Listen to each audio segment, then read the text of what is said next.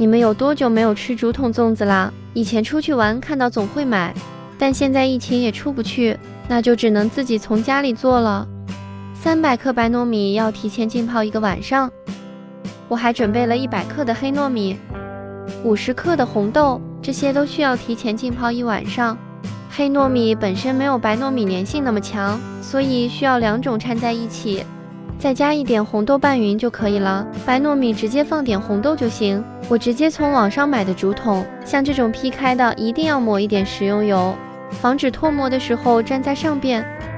用绳子绑好后装入刚才挑好的糯米线，尽量多塞一点，弄得紧实一些，这样脱模的时候才不会散。最后塞上塞子按紧。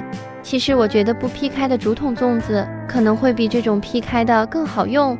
倒入没过竹筒的水，一定要多倒一些水，因为煮的时间比较长，中小火煮2个半小时，再焖2个小时。我已经迫不及待了，赶紧打开一个先吃。我觉得这种劈开的竹筒它有一个很大的漏洞，就是脱模很容易给碎了。